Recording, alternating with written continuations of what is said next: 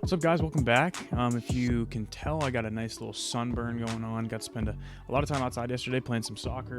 Going to a track meet, doing a bunch of other stuff. So it was super good, but do enjoy the pale skin, which leads to many sunburns. So it's just the beginning of that, I'm sure, because it's springtime. But before we jump into the sim, as we always do weekly for the upcoming weekend match, I want to first spend a moment to share my thoughts and feelings with you. Really, what I'm going to talk about is Enzo Maresca. I was on the phone with one of my buddies. It's also a Chelsea fan, and we were talking about how do we feel about the current season. To keep it sweet and simple, I don't know if I've ever felt more indifferent about a coach as I do Enzo Maresca. He's so guarded with the way he talks about things. If you remember during our title challenge, he said we're not in a title challenge, and then now that we're in this slip of form, it's all, oh well, we're improving, we're doing X, Y, and Z, we need to do this better.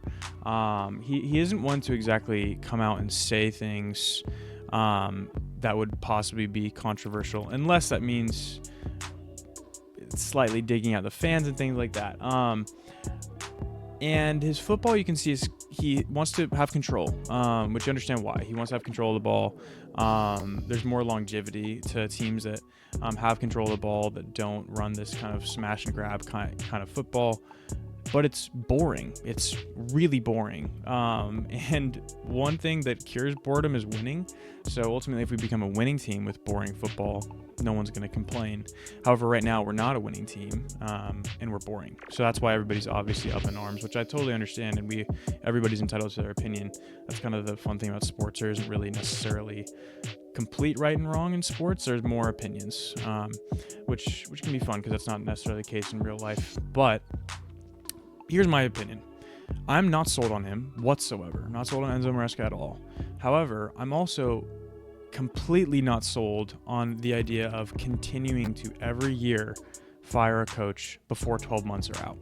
I think it's terrible for a culture of a team. I think it's terrible for the culture of coaching teams that come in. I think it's also especially bad for a team as young as ours. How can you expect these 23 and younger kids to ever get settled in a place when they never have the same leadership? Whether it's leadership you think is the best or not, I think you need consistency. And this was my take with my friend yesterday. I only want Enzo Maresca to get sacked before next season if a top 5 manager in the world becomes available. And I'm saying like an elite manager becomes available, because if there's any other experimental coach, I'm not really interested.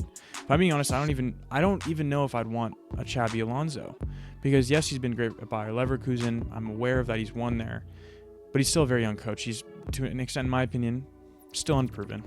Am I scarred because people coming from the Bundesliga? Maybe. But even him, I'm not sold on. So my opinion is I'd rather keep him, let him have a whole nother season. In my opinion, I actually don't think we're as far off being a winning team as some people like to think we are. And I don't think we're going to get worse next year. I truly don't. I think we're going to get better with our squad over the summer. And I think it'll be better. So that's my opinion. I'm not sold. I'm not this fan club Enzo Maresca guy. But I am in the camp of consistency is key.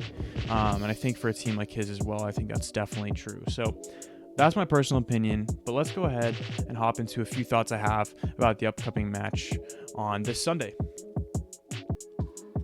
All right, guys, so if you look over here, we're just going to do a few really quick things that I want to look at. First off, I'm just going to read you like 10-ish or so of the most recent matches Fulham have played in and see if you see a pattern. Okay, so Fulham against Nottingham Forest, 2-1 victory. Against Palace, 2-0 loss. Wolves, 2-1 victory. Man United in the FA Cup, a 1-1 tie, and then it turned into a 4-3 penalty win. Lost to Brighton 2-1. Lost to Tottenham, or win to Tottenham 2-0. Battering against Palace 3-0. Loss to Arsenal 2-1. Victory against Liverpool 3-2, and loss to Bournemouth 1-0. If you didn't see a pattern, I didn't either. And that's exactly why I'm reading these. Fulham are so volatile. It feels like they're one week they're really solid, the other week they're the epitome of a mid-table team. And I think that's what you can expect from them. They're a team that is competitive. They have been for years now. And what's their coach's name? Andre Marco Silva. I don't remember his first name. He's made them a really solid team. However, they're not elite. They're not elite team. I think they, of any team in the Premier League, are the epitome of a mid-table team. That's no disrespect either. Mid-table in the Premier League is a very good side. However, for that reason, I don't know if you can really expect if you're going to get the Fulham that beat Liverpool or the Fulham that lost 3-0 to Palace on any given week. They're kind of an odd team like that. And I think part of that is that they don't really have any standout superstars. Like even a Crystal Palace has an Ebere Eze, and in my opinion, Jean-Philippe Mateta is really good as well. They have Muniz, and Jimenez has been better, but I don't think any of them have been outstanding. And I think that's why they really require a full team display whenever they perform. And that's why sometimes they have these major off days. I would say their best player is Anthony Robinson for sure. He has over 10 assists as a fullback. He's probably going to go to I would say Liverpool's a perfect fit for him. But anyway, that's all I'm trying to show right here is they're very inconsistent. Very inconsistent. Now let's go ahead and look at Chelsea. And I'm actually not looking at recent form here. What I want to look at is our future matches coming up.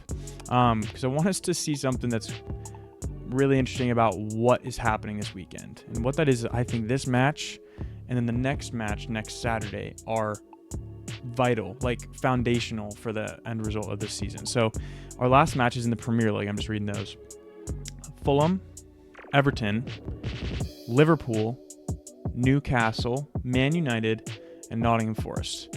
I didn't compare this with other teams' end runs. I'm slightly familiar with some of them, but it's one of the hardest end runs that any team has in the Premier League. Liverpool, Newcastle, Man United, Nottingham Forest. Obviously, Man United are a train wreck, but the other three teams are having amazing seasons. Obviously, Liverpool's basically chalked up the victory for the Premier League. Newcastle have won 6 in a row, I think, and Nottingham Forest are having the season of their existence. So what I'm saying here is Fulham and Everton, these next 2 weeks, need to win games.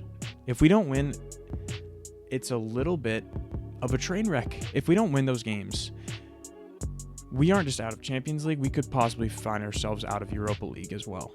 And I don't know about you, I really do not want to be playing Conference League again next year. I'm actually happy with, you might lambaste me for this and go ahead and do that in the comments. I'd love to participate with you in that.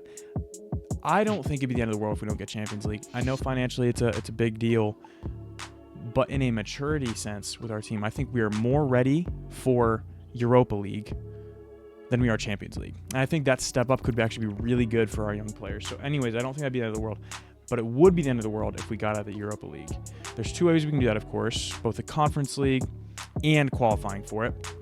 So I think we will, but we need to win these games against Fulham and Everton. And against Fulham, I think we will. I think the urgency of a team that's fighting for Europe versus the urgency of a team that is firmly in the mid-table, I think should prove to be a difference maker. So for that reason, I do think we'll come out with a win on Sunday. I know I'm probably hopelessly optimistic, but yeah, that's part of me. So I think we will win. I think we're actually going to get up early 2-0, and I think they're going to fight back late. It'll end 2-1, and it'll be really nervy at the end because that seems to be something in our DNA. So that's my prediction. That's some of the context of this game for us to look forward to. Now let's go ahead and hop into the simulation.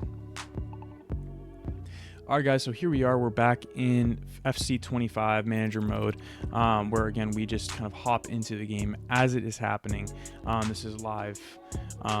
It's the live sim, so you basically hop into where the team is. And it's kind of fun. If you follow the page, make sure to like and subscribe. You can follow along. Where is the simulated Chelsea doing? Like, how are they doing in the Premier League? How is the real Chelsea doing? We can compare. Kind of fun. And then with the squad here, what we're actually doing here is we're building a squad that we think we will be likely to see, but also a squad we would like to see. So there's not going to be a huge amount of changes that we're going to do here. But what I am going to do is, and if you see here, Fofana's not going to be playing. He's still out as far as I know. But I think Benoit probably will play. So what we're going to do is we're going to go in here and we're going to take out Trev. Trev again, which is so sad to see. You think he's probably going to end up getting sold. For his sake, you have to hope permanently this time.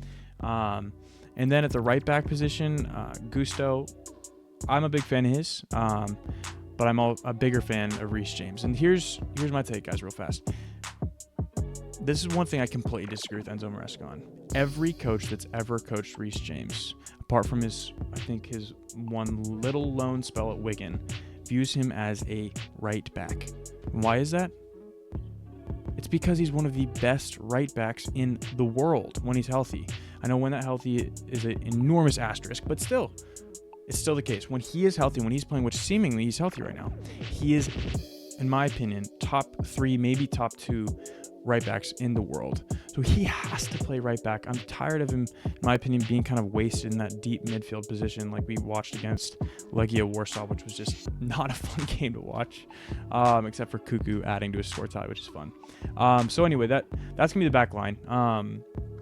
Levi needs to step up. He's not been playing to his abilities, I don't think, lately. I think that's some growing pains. I think he still has the potential to be a future club captain, long-standing Chelsea center back for us, but he needs to start to step up. And I think having a consistent partner would help with that. But West Fofana is a lot of things, but consistent is not one of those. The middle of the park, I am going to keep it like this. This team is basically now built the way I'm going to have it. So Caicedo and Enzo are sharpied onto the team sheet until further notice. Cole Palmer is as well.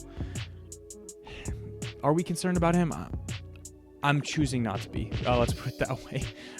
There's been several times he definitely should put away some of the opportunities he has. Against Warsaw, he definitely should have again, especially in like the first minute or two when he had the breakaway. But I think he's all right. He's still assisting and he's still adding to his numbers, so I think he's okay. On the right, I'm going to have Madueke. I think his attitude bothers me. It bothers me how passive-aggressive he can be, throwing his hands up in the air, throwing a hissy fit. I think that bothers me a little bit. But he's so direct. He's so confident in himself, and I think that is helpful on the wing. And then Nico, get him back on the score sheet. Get him back in the goals. I would love to see it. He really unlocks Cole, in my opinion. And then Sancho on the left. Sancho has been a bright spot these last couple of weeks. I don't know if you guys have been watching the games lately. He has been a bright spot. I don't know the amount of assists he has in the last couple of games, but it seems like every game he's getting either a goal or an assist contribution. He's proving, I think, to Chelsea and trying to prove that he does belong, that he does want to stay. He's happy in London. He's happy with the Blues, and he wants to keep playing for this team. And I think he might earn himself that opportunity. So this is my squad. So coming out from the back, Robert Sanchez. I'm not going to talk about him as I talk about him basically every week. We build a lineup together. And then the back line across the 4. And sorry about the buffering. It looks like we're playing on like a 1990s TV here. It'll hopefully come back in a minute, but you guys can still see. On the right, we have Reece James, and then Batty Shield, Colwill, Cucurella. And then in the middle, we have Enzo Fernandez, Caicedo, and Cole Palmer. And then up top, we have Jadon Sancho, Nico Jackson, and Nani Madueke. I think the strength of this team is definitely the middle of the park. I think Enzo, Moises, and Cole are, as a trio, one of the best in the Premier League. And I think Enzo and Caicedo especially have been such a heart and soul of this team the last couple months when we've been having a dip in form. And I'm immensely proud to see that, because if you remember, that was our weak spot for years when we had likes of Jorginho in there and all of us. Maybe not all of us, but I did not like that time. We were calling for a new midfield. This is what we have. Let's be thankful for what we have, guys. Moises and Enzo are absolutely world class in my opinion. So that's our team. So that's what we have built. Now let's go ahead and hop into quick sim, and let's see what happens here. So hopefully we sim okay. We haven't been simming well lately at all, but we have a strong lineup. It's against a team that we should be winning against. Maybe not handily, but we should be winning against. So let's go ahead and see.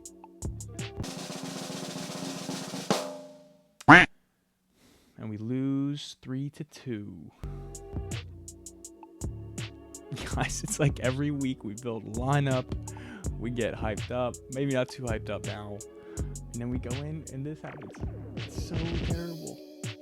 Oh, well, things happen. Let's go ahead and see who the goal scorers were. So I think that's what Sandaberg opened up in 7th minute. Nico got a yellow card. That's accurate. Looks like, I don't know what happened to Benoit, but he got subbed off at half, which didn't go well, clearly, because how do you say it, Castagne? Scored in the 45th. Enzo got one back, 56th. Reese got a yellow. Iwobi made it 3-1, and then Sancho got basically a little, here, make you a little bit more happy goal in the 82nd minute. Not good again. We're going to continue to drop. I don't remember the last time we had a win in this simulation, so not happy to see that.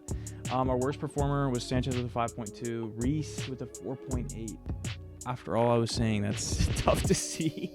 After all my claiming of him being top right back in the league, in the world, actually. 4.8 is not great.